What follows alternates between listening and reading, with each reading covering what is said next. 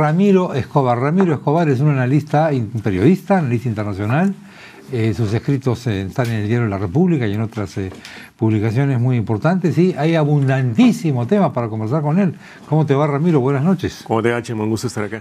Yo sinceramente tiendo a creer que esta es una situación que no va a amainar tan fácilmente, ¿no? Porque la crispación, el enfrentamiento es muy grande.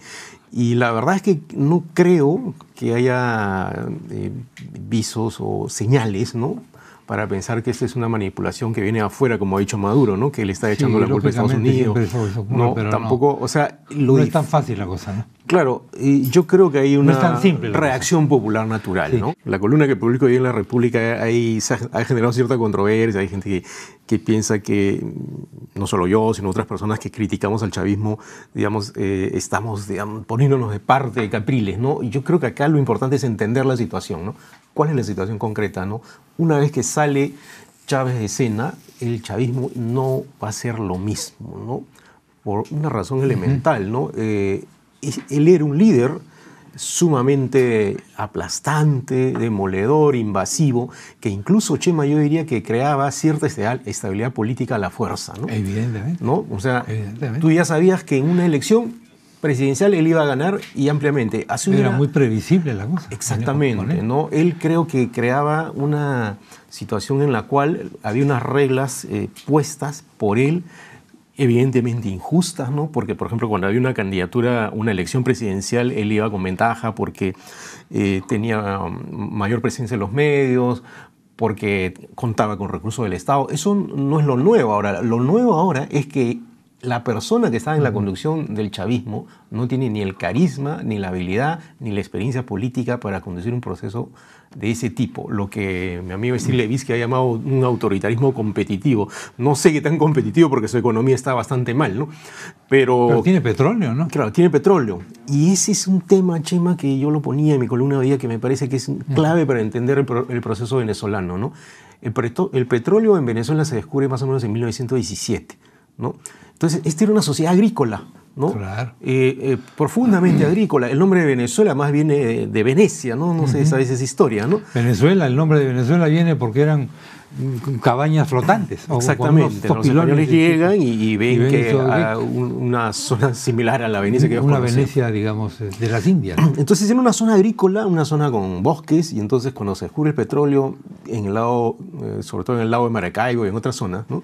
La economía va evolucionando, ¿no?, hacia una economía muy dependiente del petróleo. Fíjate que en 1936, ¿no?, Arturo Uslar Pietri, el más famoso escritor venezolano, escribe un artículo que se llama Sembrar Petróleo. Y en 1936 él dice, esta sociedad se va a volver dependiente del petróleo, una economía autodestructiva. Los años han pasado, las décadas han pasado y ha sido así, con idas y venidas, pero se ha mantenido eso. Entonces, no hay una economía diversificada y hay una dependencia económica, social, pero también política del petróleo, ¿no? Chávez no sería lo que fue si no tuviera el barril de petróleo a $100 o por encima de $100. Claro.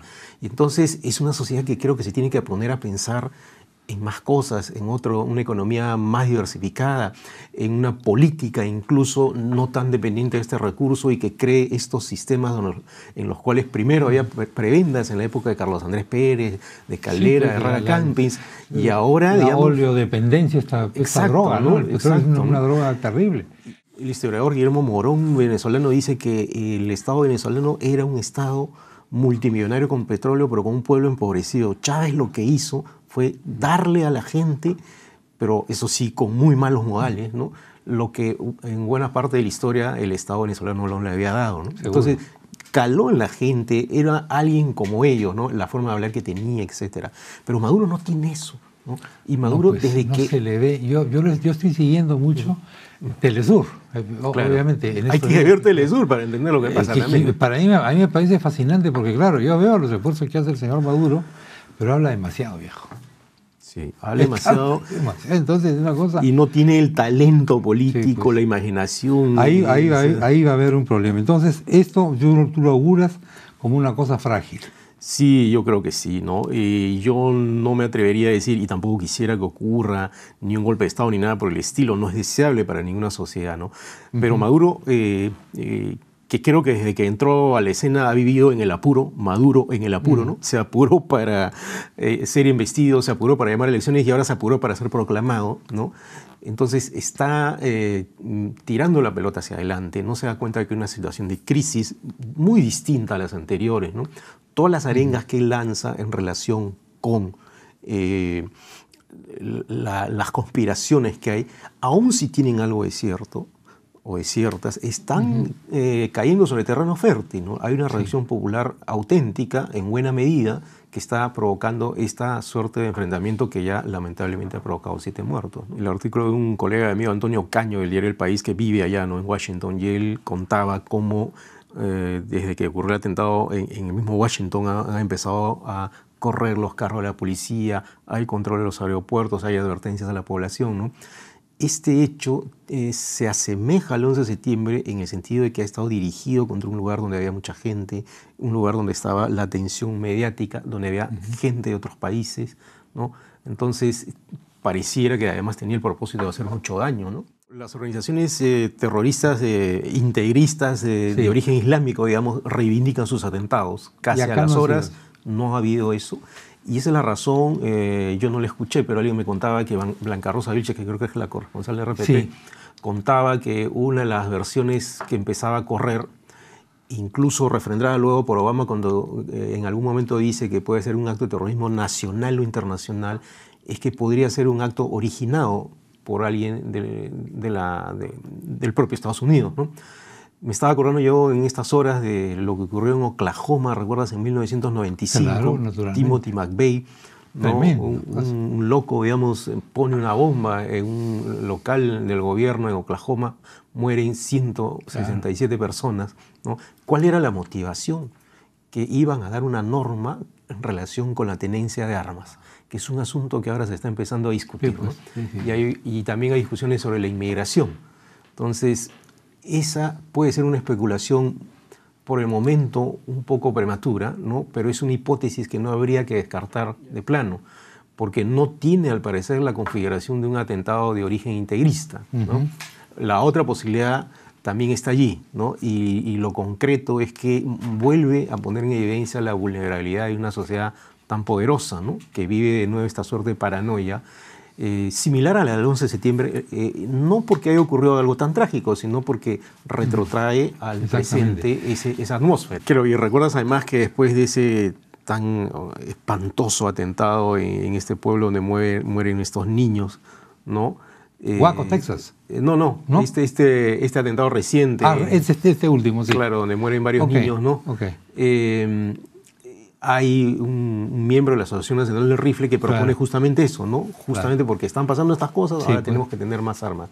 Yo no me atrevería todavía a establecer una conexión directa entre este atentado y este asunto de las armas. Pero ya digo, no es una posibilidad que no se podría descartar. El mismo Obama ha insinuado, ¿no?, que podría ser un atentado de origen nacional, digamos, dentro del propio Estados Unidos, ¿no?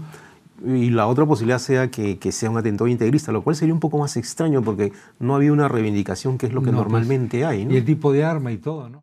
Lo que demuestra, pues, que una sociedad, incluso tan poderosa como Estados Unidos, es vulnerable, ¿no? O sea, la seguridad no puede copar todo totalmente y entonces cualquier hecho de este tipo, y este no es un hecho irrelevante porque haya provocado muertos y muchísimos heridos, ¿no?, echa una gotita en esa suerte de mar latente de preocupación que viene desde el atentado del 11 de septiembre. Después del 11 de septiembre creo que el ánimo popular o el ánimo ciudadano, digamos, de Estados Unidos con respecto a un posible atentado cambia y ya no hay vuelta atrás, ¿no? Desde entonces, digamos, hay el temor que va y viene, se agazapa, puede haber momentos de tranquilidad, ha muerto Bin Laden, pero un hecho como este desata una suerte de preocupación muy fuerte. Varios sosteníamos que esto era una bravata, digamos, una forma de hacerte fuerte en la península, de mostrarte agresivo para sentir que eres una amenaza de parte de los norcoreanos y ganar, digamos, puntos en una mesa de negociación. Parece que ha sido así porque desde hace unos días no se habla mucho, ¿no?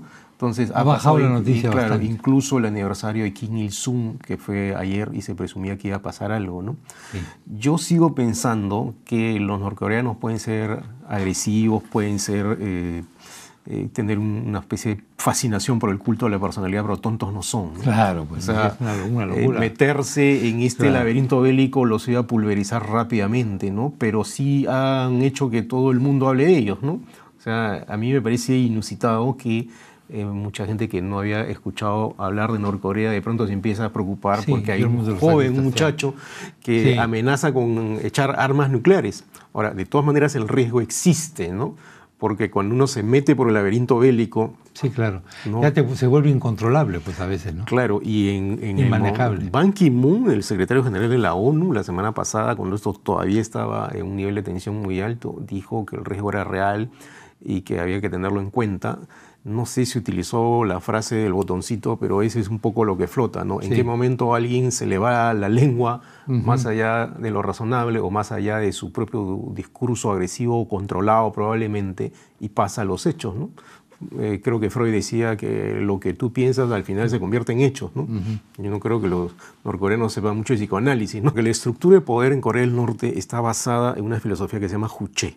Claro. La filosofía de Juche es lo que más o menos para Gaddafi era el libro verde, para Mao las 5 tesis filosóficas, ¿no? Entonces la filosofía de Juche inventada por Kim Il-sung, el padre de la patria norcoreana, tiene 2 pilares básicos, ¿no? Uno es el poder militar, ¿no? O sea, esta es una suerte de pueblo en armas, ¿no? ¿Por qué? Porque la idea es, estamos constantemente amenazados.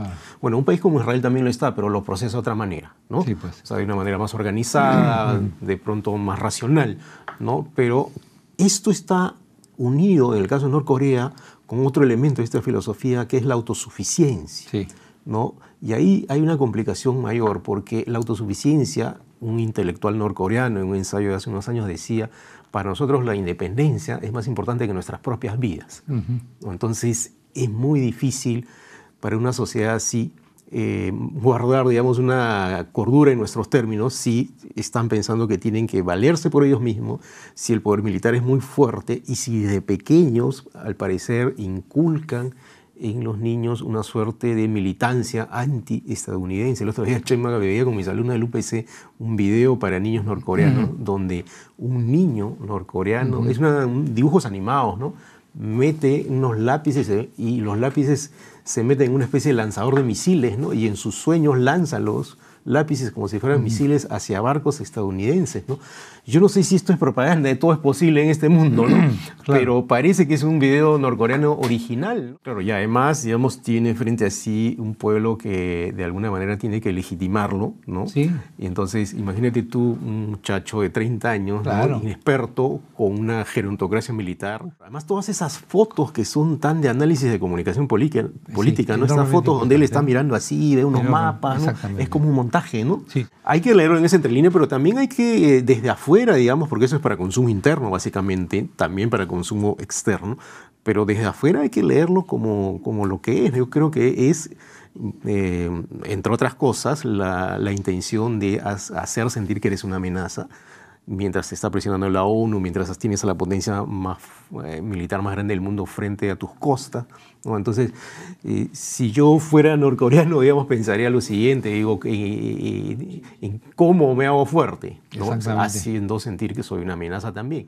Hay toda una discusión ahorita si uno está del lado de Maduro o del lado de Capriles, pero yo creo que ellos tendrían que pensar por encima de su interés personal legítimo, ¿no? De ser político. Quizás eso sea lo difícil. Porque el daño que se va a producir es un daño que lo va a sufrir tanto los chavistas pueblo y los de arriba como y los de abajo. Los de la oposición.